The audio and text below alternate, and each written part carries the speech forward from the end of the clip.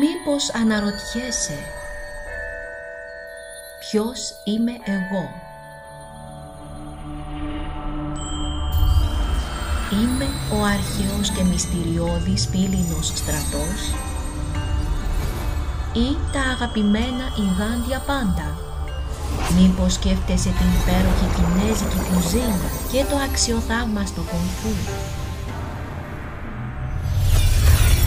Οι άνθρωποι συχνά με συνδέουν με αυτά τα πράγματα, αλλά είμαι κάτι πολύ περισσότερο από αυτά.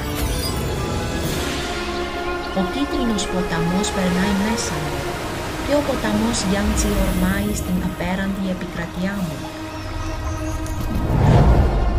Αραίος καπνός υψώνεται στις βόρειες ερήμους μου, ενώ ψηλές βροχές τρέφουν τις νότιες κομοπόλεις μου. Φιλοξενώ την ατέλειωτη μεγαλοπρέπεια και τα θαύματα. Αγκαλιάζω την ενότητα μέσα στην διαφορετικότητα και επιθυμώ να μάθω από την δύναμη των άλλων.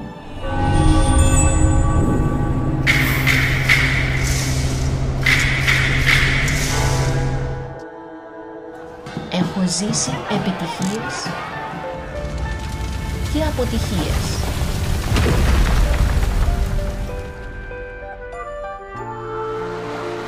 Αλλά ποτέ δεν τα παράτησα.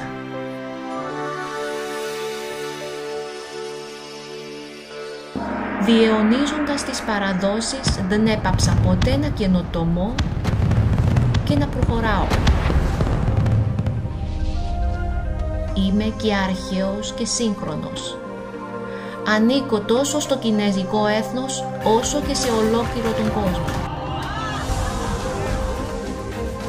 Πιστεύω ότι η ανθρωπότητα και η φύση μπορούν να ζήσουν αρμονικά και όλα τα ζωντανά πλάσματα μπορούν να αναπτυχθούν μαζί. Εκτιμώ την αδιάκοπη επιδίωξη της αυτοβελτίωσης και έναν κόσμο με αρετή. Οραματίζομαι έναν αρμονικό κόσμο για όλους.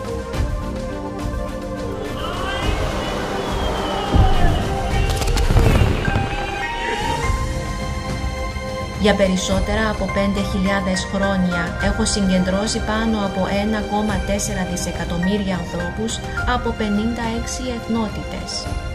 Η ζωντάνια μου ανανεώνεται από τον κινέζικο εξυγχρονισμό. Η κληρονομιά του παρελθόντος δεν χάνεται ποτέ και το μέλλον είναι εδώ. Αγκαλιάζω τον κόσμο με ανοιχτό μυαλό και ο κόσμος μου τους χωράει όλους. 中国是一个伟大的国度，传承着伟大的文明。泱泱中华，历史何其悠久，文明何其博大。这是我们的自信之基，力量之源。